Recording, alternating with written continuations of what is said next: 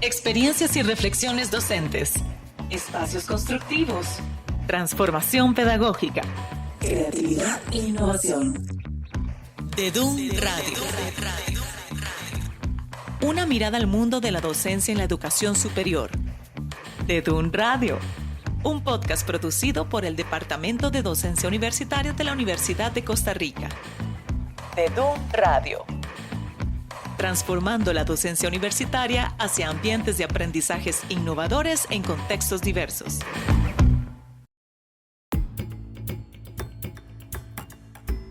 Gracias por acompañarnos en DEDUN Radio. Yo soy Carolina Campos. En este episodio vamos a conversar sobre la clase magistral formativa. Lo que conocemos como clase magistral es una estrategia didáctica en que una persona docente transmite el conocimiento o contenido mediante la exposición y por lo general apoyado por una presentación. Dado que la actividad se centra en la persona docente, las y los estudiantes adoptan un rol pasivo de escuchar y tomar apuntes, lo que impide que la persona docente verifique cómo va el proceso de aprendizaje del estudiantado. A la clase magistral se le considera una estrategia tradicional y obsoleta. Sin embargo, cuando hablamos de una clase magistral formativa, debidamente diseñada y puesta en práctica, nos encontramos ante una estrategia rica en posibilidades. Para conversar sobre este tema, tenemos a la máster en educación Cindy Rodríguez Soto, quien es docente y asesora pedagógica para el Departamento de Docencia Universitaria. Entre sus principales áreas de desarrollo está la mediación pedagógica universitaria, la evaluación de los aprendizajes y el aprendizaje del adulto. Bienvenida, Cindy. Primero vamos a aclarar un poco el concepto, ¿verdad? Vamos a hablar de la clase magistral formativa desde el hecho que estamos desde la universidad y que es una clase que está incrustada, por ejemplo, cuando seleccionamos la clase magistral como estrategia didáctica, va a estar incrustada en una institución educativa, una institución de educación superior. En ese momento en que utilizamos la clase magistral formativa es porque estamos en una carrera que tiene un perfil de salida, estamos dentro de un curso de esa carrera que tiene objetivos y esos objetivos espera que se visualicen en las y los estudiantes, que se cumplan esos objetivos. Por lo tanto, esa clase magistral es formativa porque va en función de la formación universitaria. Entonces eso es importante como aclarar, ¿verdad? Y partir de este hecho, de este concepto, ¿verdad? Clase magistral formativa para hacer diferencia. Por ejemplo, ahora que está muy de moda los masterclass, ¿verdad? Que están en línea, que son clases que usted paga y puede escuchar a Noam Chomsky, por ejemplo, donde hace sus participaciones magistrales por medio de grabaciones, pero no hay una interacción directa con el estudiantado o con la población que lleva el curso, no hay un intercambio, no hay participación, sino que es una cuestión más informativa, ¿verdad? Entonces, al hacer esa diferencia entre clase magistral y clase magistral formativa, podemos ubicarnos hacia dónde vamos a redirigir y con qué estrategia la vamos a ubicar. ¿Y qué entendemos cuando hablamos de clase magistral formativa? ¿Cuáles serían las características de una clase magistral formativa? Nos decías que a diferencia de estos masterclass, ¿verdad?, donde una persona está dictando cátedra, compartiendo su conocimiento, ¿qué características tiene este tipo de clase dentro de la Universidad de Costa Rica? No es tan simple como decir, bueno, se habla de una clase, se hace una presentación, se habla al respecto por parte del profesor y escucha preguntas de los estudiantes. Esto es como lo que se cree por lo general. El profesor o profesora presenta un tema, lo habla y una que otro estudiante levanta la mano, que por lo general son los mismos 3 o 4 estudiantes, o no preguntan, ¿verdad? Porque ahí hay cursos donde tenemos, no sé, auditorios llenos de estudiantes, 60, 80, 100 o más. La participación, ¿verdad?, de este tipo no va a ser tan natural. Entonces, al hablar de una clase magistral formativa, hablamos de una clase, como decía, incrustada en un contexto educativo donde hay un curso que tiene un objetivo que debe cumplirse. Por ejemplo, si el curso es un curso introductorio de primer año y el objetivo es que el estudiante identifique, que el estudiante reconozca teorías, o es un curso de tercer año donde el estudiante ya no identifica teorías, sino las aplica, las debe analizar, las debe ver en casos aplicados. Entonces ya la clase magistral que yo quiera escoger para esa clase va a ser distinta. Entonces, en el momento en que pensamos hay un objetivo que respalda esta clase magistral, esa clase magistral va hacia el cumplimiento de ese objetivo por parte de los estudiantes. Por eso es formativa, porque si no sería informativa. Yo creo que sería valioso aprovechar este punto y hacer la pausa y hablar de para qué sirve entonces esta clase magistral dentro del contexto universitario. O sea, la clase magistral hoy en día con este boom de recursos, de técnicas, de innovación, a veces es como mal vista, ¿verdad? Es como, ay no, eso es muy tradicional, eso es lo que los profesores siempre hacen. Pero bueno, yo no sé si usted ha estado en alguna clase magistral de esas que uno más bien no quiere que nadie interrumpa y que el profesor no pare de hablar porque es sumamente interesante, ¿verdad? La clase magistral yo creo que está lejos de desaparecer, está lejos de ser ortodoxa, más bien es revisitarla y volverla a mirar y decir, ok, ¿por qué es que ocupo hacer esta clase magistral? ¿Qué es el propósito? ¿Cuál es el fin educativo de que esta clase magistral se extienda por 20 minutos, 15 minutos, no sé, 1 hora, o hay gente que la quiere extender hasta más? Tiene algunas ventajas utilizar una clase magistral. Por ejemplo, a nivel universitario es mucho más económico dar una clase, ¿verdad?, a 80 personas de tipo magistral que tener, por ejemplo, laboratorios o espacios donde esas 80 personas tengan sillas para que puedan trabajar en grupo y hacer trabajos colaborativos de alguna manera. O, ¿verdad? Entonces la clase magistral tiene como esa bondad. La manera en que yo, Cindy, lo veo es que la universidad no contrata profesores, sino contrata expertos para que sean profesores, ¿verdad? Y profesoras. Y es ahí donde empieza a ser la diferencia entre una clase magistral formativa o una clase magistral simplemente informativa, ¿verdad? En el momento en que se le contrata a una profesora, a un profesor que es experto a impartir este curso, ¿verdad? No es que estamos, como decir, contratando como un libro para que venga a hablar y decirnos su saber y entender, sino que más bien estamos trayendo al experto, que ese es el origen de la universidad, ¿verdad? Traer los expertos a una institución y estos expertos bajo una guía o una ruta pedagógica van a ir formando a los estudiantes. Ahí es donde la clase magistral es más formativa. Y otra ventaja es que, bueno, al usted escuchar una clase magistral formativa, es como meterse en el cerebro de alguien y como raspar, ¿verdad? Digámosle así. ¿En qué sentido? No es información que yo llego y archivo en mi cerebro, sino más bien mira cómo lo explica él o ella. Así es una manera de verlo, así es una manera de pensarlo, es una manera de resolverlo. Entonces a mí me ayuda a aprender cómo pensar, cómo abordar algo o cómo no abordarlo, ¿verdad? Porque si yo me estoy posicionando de una manera crítica, podría decir, mira, el profesor o profesora lo ve desde esta perspectiva, pero yo como estudiante entiendo su proceso de pensamiento, pero no concuerdo con eso. Entonces es como un diálogo, podría ser así, un diálogo entre, digamos, cuerpos y cerebros, ¿verdad? Hacia un tema o una materia. Estaba leyendo en unos artículos que en algún momento este surgimiento de la clase magistral estaba relacionado con el hecho de cuando no existía la imprenta, cuando no se podían imprimir libros, entonces las personas, los maestros, pues tenían que dictar cátedra, tenían que decir toda la información tal cual la conocían y los estudiantes pues tenían que memorizarla tal cual porque no estaba la información tan accesible, ¿verdad? Entonces, que también de ahí nace esta figura de la persona que lo sabe todo, que no la contradecís, que domina la información, el conocimiento y que los demás tienen que ser actores pasivos, receptores de toda esta información porque no era tan fácil tenerlo. Venía este concepto de memorización palabra por palabra. Si usted no memorizaba las cosas tal cual, no tenías conocimiento. ¿Cómo abordamos una clase magistral de manera formativa? Voy a responder a su pregunta, a su inquietud, con dos puntos. El primero es que sí, efectivamente, y por eso es que se habla de la clase magistral como algo como anticuado, añejo, porque ha existido ahí siempre, ¿verdad? No solo con esta idea de lectures, ¿verdad? Que lectures viene de eso, de hacer lectura, ¿verdad? De textos donde la información escrita, información de personas, digamos, que estaban trabajando en torno a ciertos temas, no era accesible a todo el mundo, ¿verdad? Entonces, pues viene esta idea de hacer lectura, no solo de los textos, ¿verdad?, bíblicos, sino de hacer lectura para que las demás personas pudieran escuchar lo que ahí se dice, ¿verdad? Entonces, efectivamente, era una persona en un grado, en una, ¿cómo será?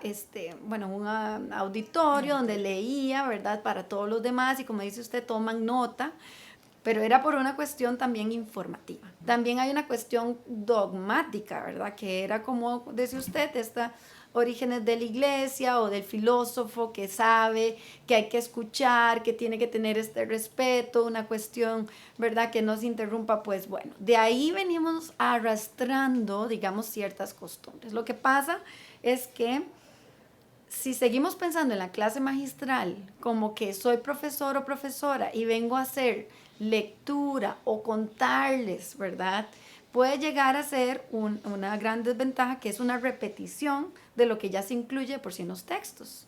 Entonces conozco docentes que me han dicho: Cindy, es que es demasiada información, yo si no veo esta clase de 8 a 12 en formato magistral no me da tiempo. Y entonces ahí va a nuestro segundo punto que ahorita voy a desarrollar, que es cómo dimensionar la clase magistral.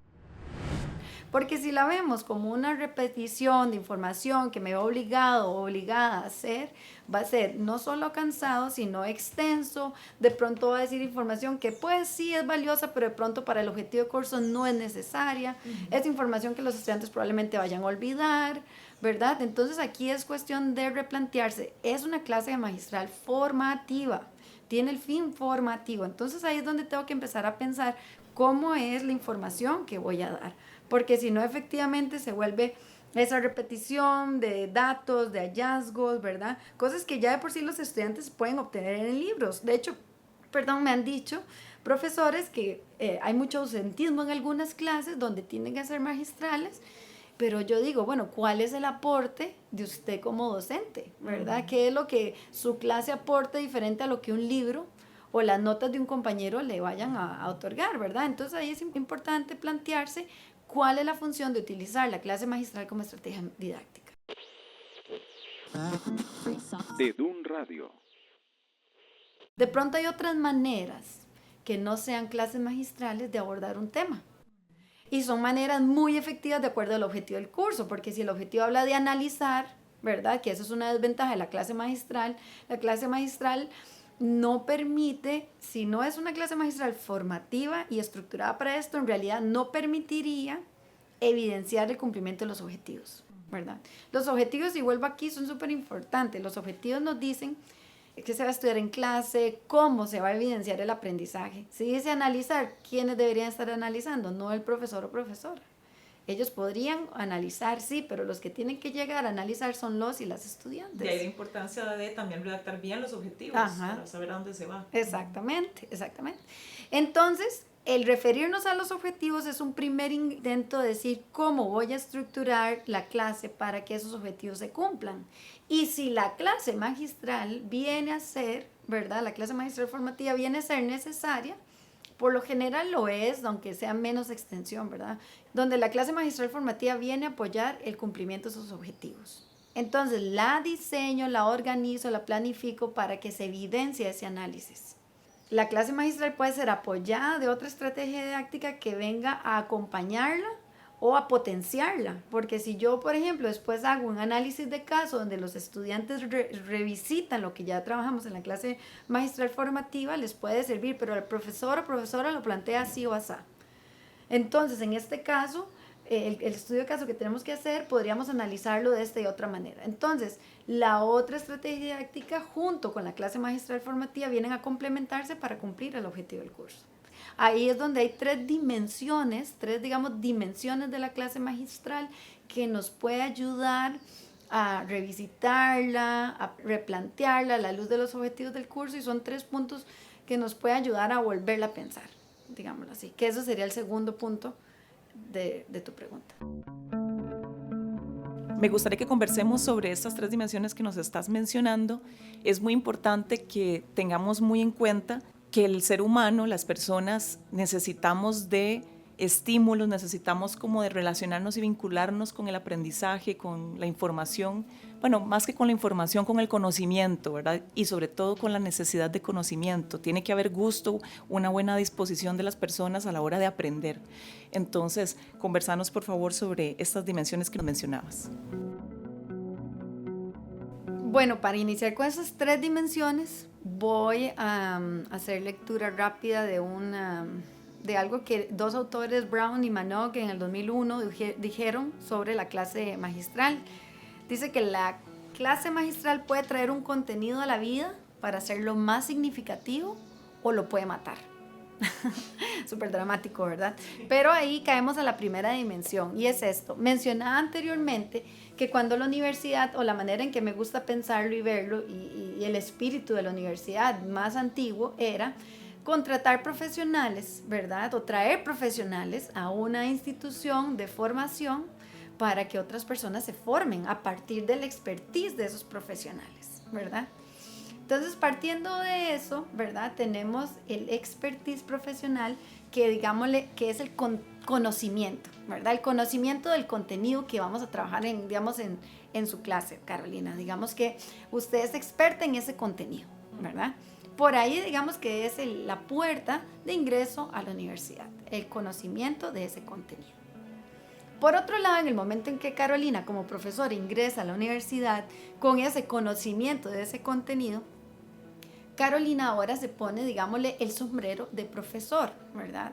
Que tiene unos objetivos, que tiene una facultad o una escuela, una unidad, ¿verdad? Donde viene a formar parte de esa unidad o esa escuela, que tiene cierta tendencia, digamos, si es por competencias o constructivista, lo que sea. Y tiene una carrera que tiene un perfil de salida y se espera que los estudiantes cuando se gradúen, ¿verdad? La universidad se compromete que el estudiante que estudia tal carrera sea capaz de hacer esto y tener estas actitudes, estos saberes. Entonces, en el momento en que nos ponemos el sombrero de profesor o profesora, ahora Carolina, ¿verdad? Tiene otro conocimiento que es el conocimiento pedagógico.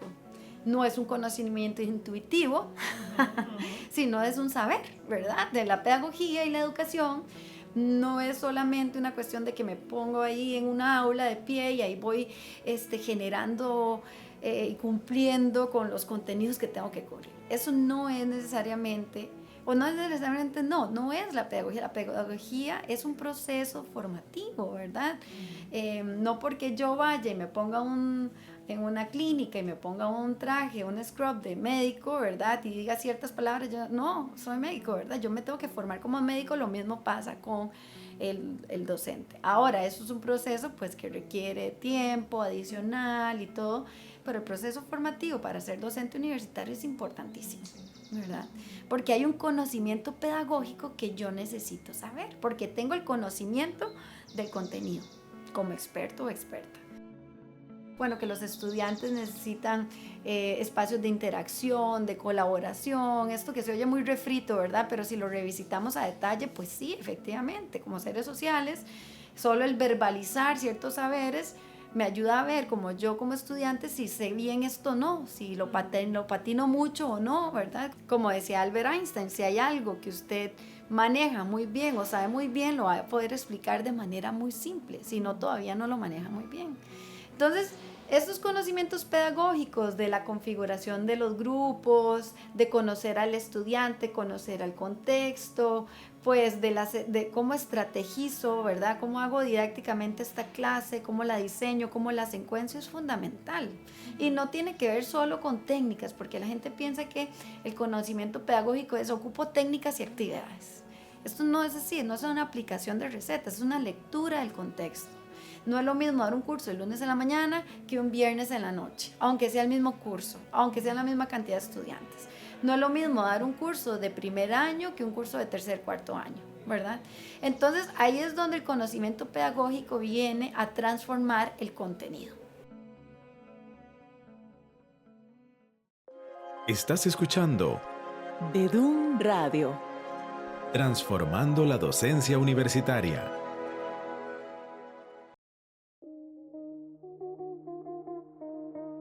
Visite nuestro sitio web docenciauniversitaria.ucr.ac.cr, donde encontrará materiales y recursos didácticos como publicaciones digitales y cápsulas pedagógicas, además de información sobre nuestros programas de licenciatura y maestría en docencia universitaria. En el momento, ¿verdad?, en que todas estas teorías o principios del aprendizaje, ¿verdad?, se combinan con el conocimiento del contenido, se genera el conocimiento pedagógico del contenido. Y el conocimiento pedagógico del contenido es lo que hace que un docente sea un docente y no que sea un experto en un área específica. Esa es la, digamos, diferencia. Que es la combinación de que yo agarre este conocimiento que ya yo tengo como experto y lo transforme, ¿verdad? Lo transforme de manera intencional, lo reestructure y lo interprete para ser aprendido. Hay una cuestión que muchos profesores y profesoras me dicen que cuando empiezan a hablar como que se les prende el chip, ¿verdad? Que le dicen, es la intuición, ¿verdad? Esta intuición de que yo empiezo a dar y ya yo sé cómo explicar y veo las caras. Eso es parte de la experiencia, eso es buenísimo. Pero esta intención viene fundamentada, ¿verdad?, desde cuál, por ejemplo, que eso es parte del conocimiento pedagógico del contenido. ¿Qué transformaciones hago este contenido para que vaya más allá del libro? Entonces, por ejemplo, ¿cuáles analogías puedo utilizar para hacer más efectiva esta explicación? ¿Cuáles ejemplos o cuáles casos o cuáles videos, por ejemplo, o cuáles expertos puedo traer yo como para generar un diálogo, ¿verdad? Y que amplíe lo que la clase magistral o durante la clase magistral formativa. ¿Qué explicaciones, qué demostraciones, cuáles son formas muy utilizadas de la representación de estas ideas que le puedan ser claras a esta población en específico? Porque no es lo mismo utilizar una analogía o una metáfora con una población de primer año que de pronto no tiene tanta experiencia en la universidad con una población de tercer o cuarto año. Esta es la primera dimensión, la transformación del contenido.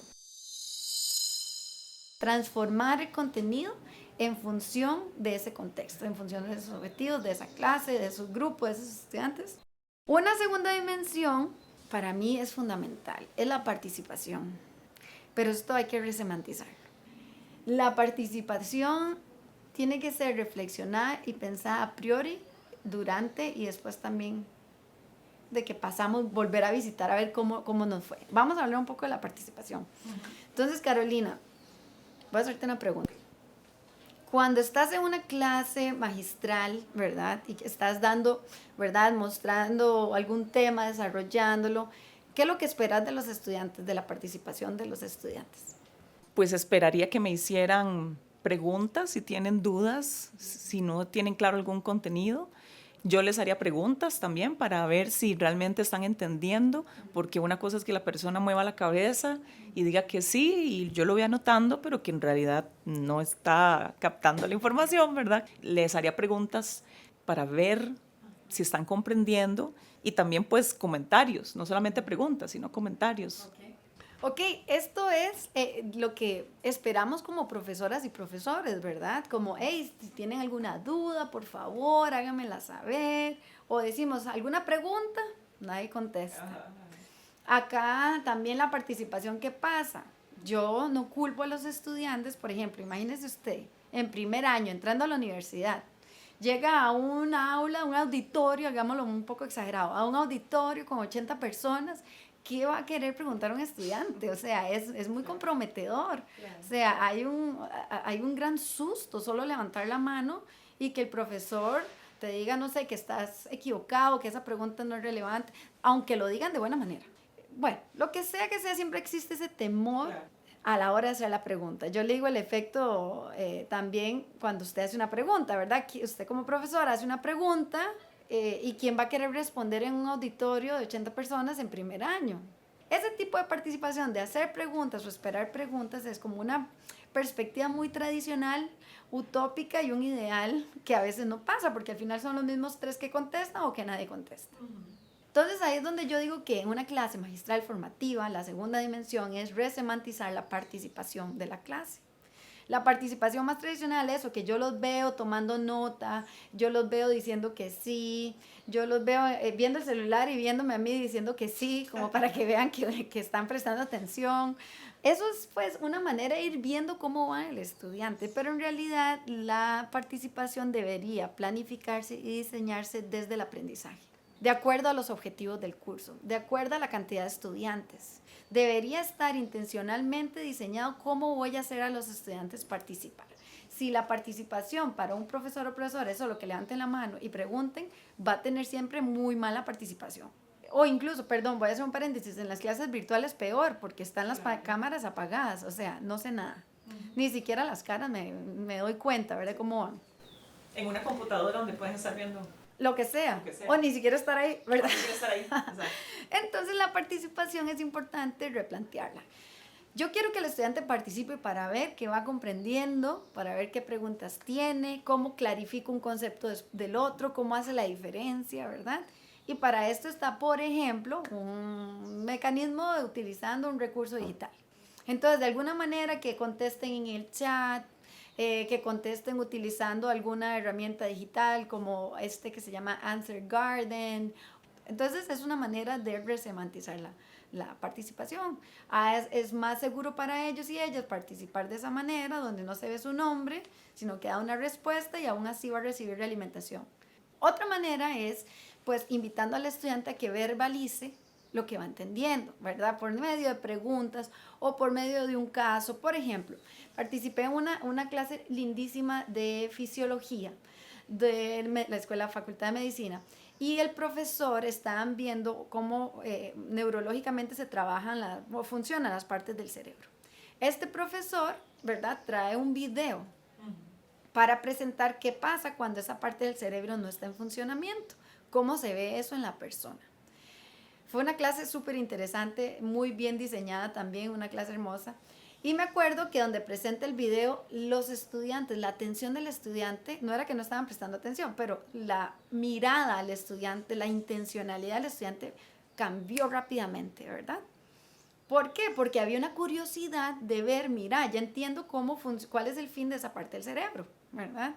Entiendo para qué funciona, qué pasa si la persona no lo tiene. Entonces iba a ver un video de un paciente que no la tenía.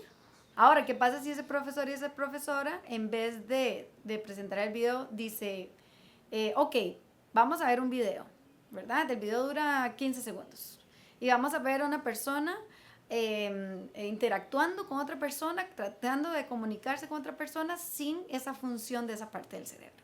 ¿Cómo creen ustedes qué va a poder hacer esa persona? Entonces, no sé, les da opciones, va a poder hablar, va a poder decir palabras, pero no se va a poder comunicar, ¿verdad? Darles opciones y que el estudiante, ya sea, levante la mano los que creen que es la A, levante la mano los que creen que es la B, ¿quiénes creen que es la C? ¿Verdad? O decirle, bueno, a la persona que está al lado de ustedes, díganle cómo creen ustedes que va a estar, cómo se va a ver esa persona que vamos a ver, qué va a poder hacer o no. Entonces, donde yo me vuelvo a hablarle como estudiante a la persona de la par y empiezo a verbalizar, hay una interacción, una participación directa, no con el profesor, pero sí con el saber ser, el saber hacer que estamos trabajando. Entonces, si yo le digo, yo creo que la persona no va a poder producir palabras. Y el otro le dice, ¿por qué? Yo creo que sí va a poder decir palabras, pero no va a entenderse las palabras que está diciendo. Y entonces ya se está participando, porque la participación no es para que se vea que estoy prestando atención, sino la participación es con el conocimiento, con el saber hacer, con el saber ser, con la parte actitudinal incluso, ¿verdad? Habrá alguno o alguna que no ni quiera participar hablándole al de la par, pero está involucrado o involucrada y va a escuchar las respuestas. Ya el profesor y profesora pone el video y ya comenta el resultado. Entonces, en vez de enfocarnos en la participación tradicional, profesor-estudiante, estudiante-profesor, nos enfocamos en una participación por interacciones, donde sea profesor-estudiantes, estudiantes-estudiantes, estudiantes-tecnología, pequeños grupos y una persona reporta, lo que sea. Entonces, vemos cómo la participación por interacciones permite ayudar al estudiante a ir, ¿verdad?, procesando, ¿verdad?, el contenido, el saber ser, el saber hacer, las actitudes, y además permite a la persona docente ir replanteando, ¿verdad?, si tiene que revisitar algún concepto, aclarar otro, ¿verdad? Entonces esta es la segunda dimensión. Vuelvo, la primera era el conocimiento pedagógico del contenido, cómo lo transformo, y la segunda dimensión es la participación por medio de interacciones. Muchas veces nos pasa que en las clases explicamos un concepto o estamos viendo un caso y alguna o alguno de nuestros estudiantes no nos comprendió y se lo vuelves a explicar y tampoco le quedó muy claro, lo cual está bien, es normal del proceso de aprendizaje, y de repente una o un compañerito le explicó con otras palabras más simples o con otro lenguaje y el estudiante dice, ya entendí. O digamos, este mismo estudiante se lo explica y vos ves que se lo explicó erróneamente. Entonces ahí te das cuenta que el otro estudiante tampoco había comprendido bien, ¿verdad? Entonces lo valioso es esa interacción, porque también muchas veces los estudiantes se conocen más entre ellos y ellas de lo que nosotros y nosotras les conocemos, ¿verdad? Entonces de repente algún compañero sabe que esta persona está un poco despistada, que tal vez en matemáticas no era muy ágil, alguna cosa que nosotros no sepamos, que durmió mal, que está pasando por un momento difícil en su vida y tiene una paciencia diferente que la nuestra, porque a veces como docentes estamos en una guerra contra el tiempo y los objetivos que hay que cumplir y nuestra jornada y nuestras obligaciones, y detenernos para pensar en la vida y las capacidades o las condiciones de cada estudiante no nos da. Y digamos, en un contexto de colegio, de escuela, conocer a las y los estudiantes era un poco más posible y tampoco al 100%, ¿verdad? En la universidad, de repente tenemos a un estudiante en un curso y nunca lo volvimos a ver. Y lo que hablabas ahora de los auditorios, ojalá un auditorio lleno de 60 personas, ¿cómo llegas a saber cuáles son los conocimientos previos de los estudiantes? Entonces es importante todo esto. ¿Qué tal si pasamos a la tercera dimensión? La tercera dimensión es el abordaje del diseño o cómo diseñemos la clase magistral. Porque la clase magistral la podemos, por ejemplo, utilizar para motivar, para iniciar o activar, ¿verdad? Para que el estudiante, por ejemplo, en una clase magistral de 15 minutos vea el propósito, la aplicación de este tema. Entonces es importante decir, bueno, la voy a utilizar, clase magistral formativa, para esto, para iniciar el tema, para activar conocimientos. O bien la voy a utilizar para la explicación del contenido, de esta parte en especial. Pero sí es importante, ¿verdad?, que no solo ubicar bien la clase magistral dentro de la clase, en qué momento y con qué fin la voy a utilizar, sino también cómo la voy a secuenciar. Voy a tener un hilo conductor. ¿Empiezo desde algo muy general o algo muy específico? Por lo general tendemos a decir, voy a empezar de lo más sencillo a lo más complejo. ¿Por qué no al revés? ¿Por qué no arrancar mi clase magistral formativa con un caso y hacer preguntas de cómo el estudiante cree que ese caso se debería haber resuelto? Si es un caso ya resuelto, o si es un caso por resolver, cómo se resolvió ese caso. Y a partir de estas interacciones de entre los estudiantes, ¿verdad? Y que estudiantes profe, profe estudiante, estudiante estudiante, yo empiezo a hilar y toda la clase magistral va a ir en función de este caso. Y los estudiantes donde escuchan su vivencia, cuénteme usted en cualquier contexto una historia que usted ha vivido y yo quiero saber en qué termina.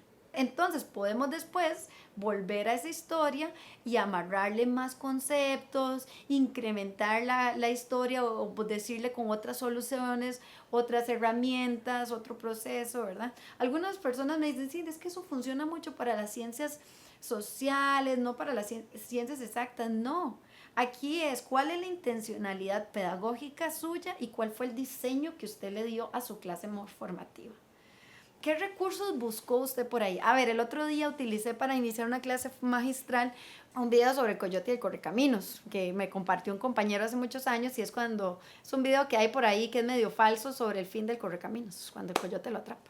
Pero entonces fue muy interesante porque es a partir de algo que no tiene nada que ver con mi tema, ¿verdad?, que se genera como el hilo conductor del tema.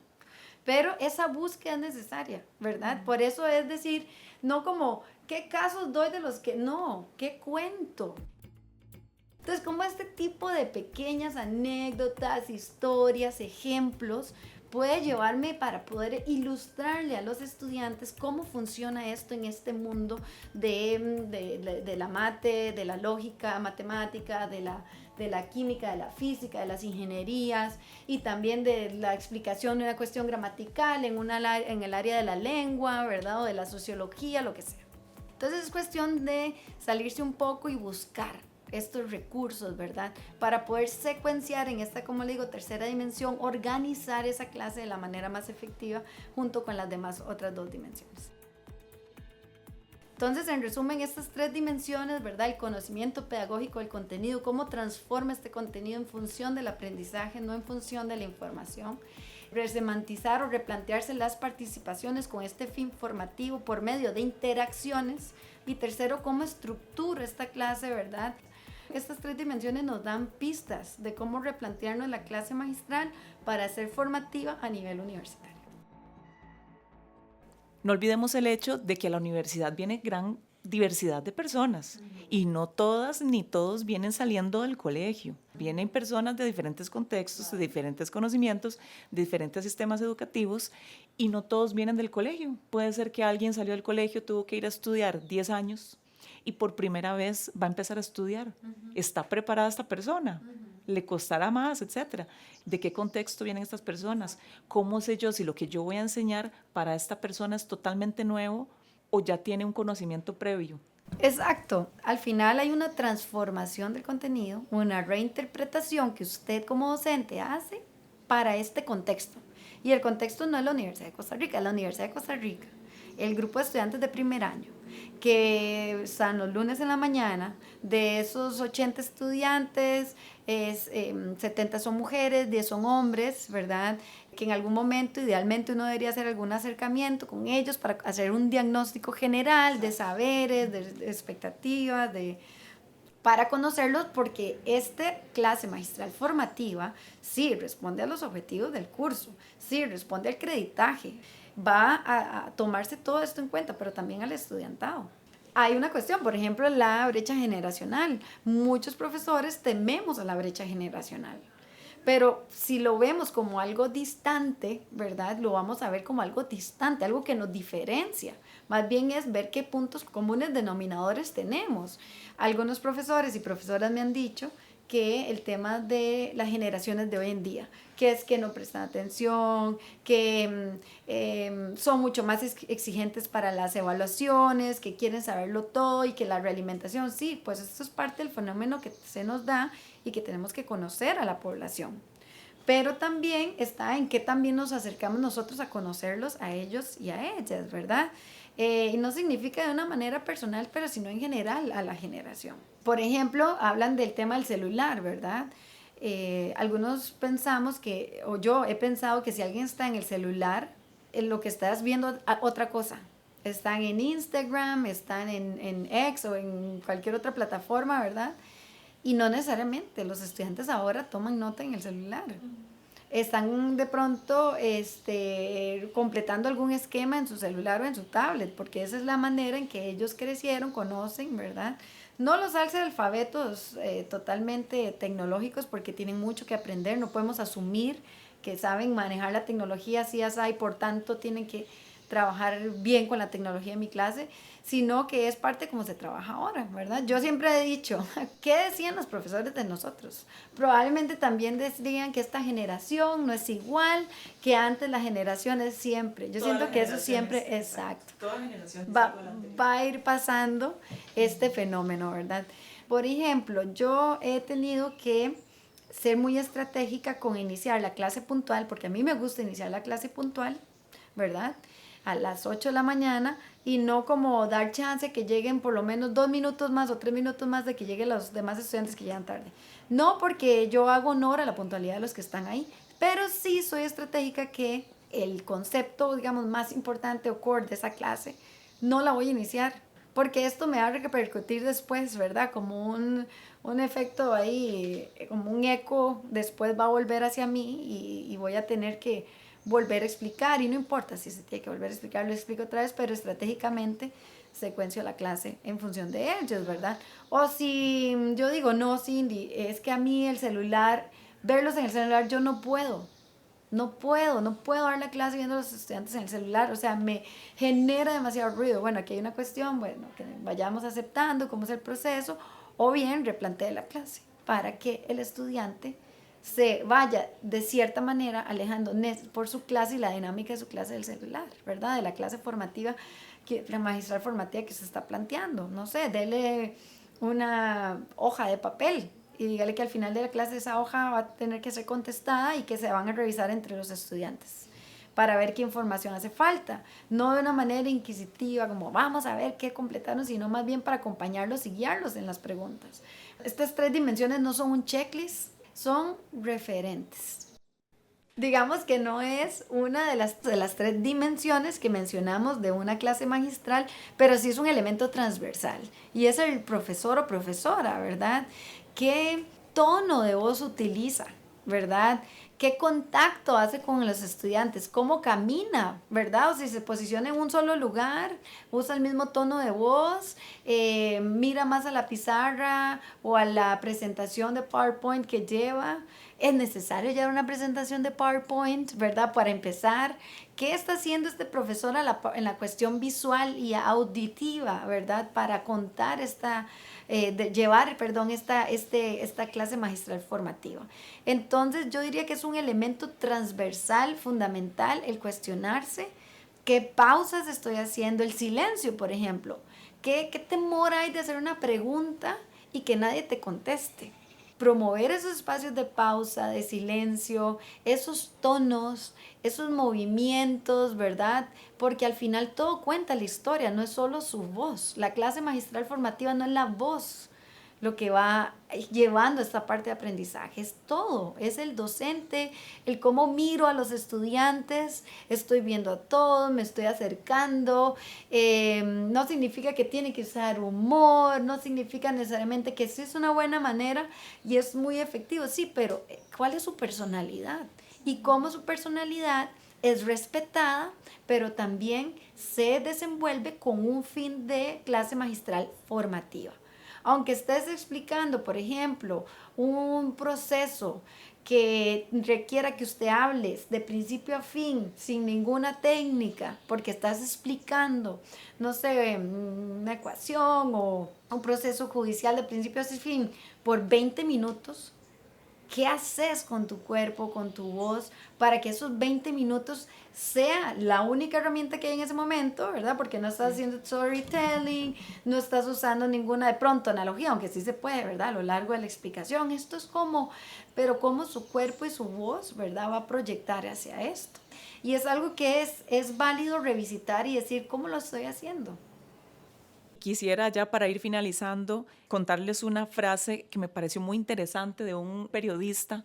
Él estaba siendo entrevistado y dijo, cuando uno está dando un mensaje, él lo decía como comunicador, pero aplica súper bien para nosotros y nosotras como docentes. Cuando uno está dando un mensaje, por lo general dice, ¿comprendieron? ¿Está claro? Y que lo correcto o lo mejor sería, me di a entender, me expliqué. Porque si yo nada más digo, ¿me entendieron?, es como dejar la responsabilidad solamente en la persona de entender. Y yo tengo que lograr que esta y las demás personas me comprendan. Yo diría que ni siquiera llegar a esas preguntas. O sea, yo siento que ya llegar a esas preguntas es caer un poco en lo mismo de siempre. Porque yo como estudiante puedo decir que sí, y cuando llego a la casa digo, ¿qué era este enredo? ¿Verdad? Entonces, más bien como docente, pensar, porque hay diferentes tipos de preguntas, ¿verdad? Están las preguntas que más bien como esas que deberíamos evitar porque no nos dicen nada, pero podríamos hacer preguntas como, tomando en cuenta este concepto, ¿se podría hacer esto sí o no? O sea, me dice más que el silencio o que las cabezas, ¿verdad? Mostrándome que sí entienden, ¿verdad? Es mucho más valioso que me digan sí o no. ¿Qué pasaría entonces si hago esto o lo otro? Por favor, contesten en el chat o contesten en el campus virtual, no sé. Eso es mucho más valioso que preguntas de, ¿está claro? ¿Alguna pregunta? ¿Me explico? O sea, es como la planteé, no importa, ¿me entienden o me expliqué? Y pensar, ¿verdad? ¿Para qué voy a preguntar? Para que yo como profesor o profesora sepa si entendieron o no, o voy a preguntar intencionalmente para que ellos conecten ciertos puntos o ciertos conceptos.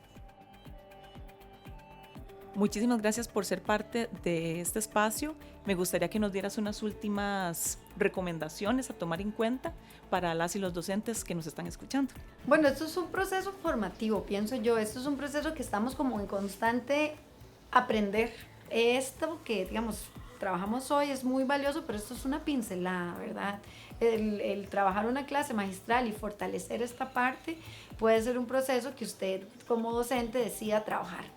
En el departamento el departamento de docencia universitaria los podemos apoyar, por ejemplo, bajo la figura de consulta pedagógica, que es a nivel individual, un profesor o profesora se acerca con estas dudas y ahí se le dando acompañamiento, o incluso a nivel de escuela, ¿verdad? Trabajarlo y decir, bueno, trabajemos en el tema de las clases magistrales, en esta área disciplinar, cómo se visualizan, qué funciona, qué es efectivo, en cuanto a las interacciones, qué se requiere de los estudiantes. Entonces, nada más, ¿verdad? Volver a ver estas recomendaciones como recomendaciones, pero mirar este proceso, ¿verdad? Como un proceso formativo que hay que ir puliendo, enriqueciendo cada día.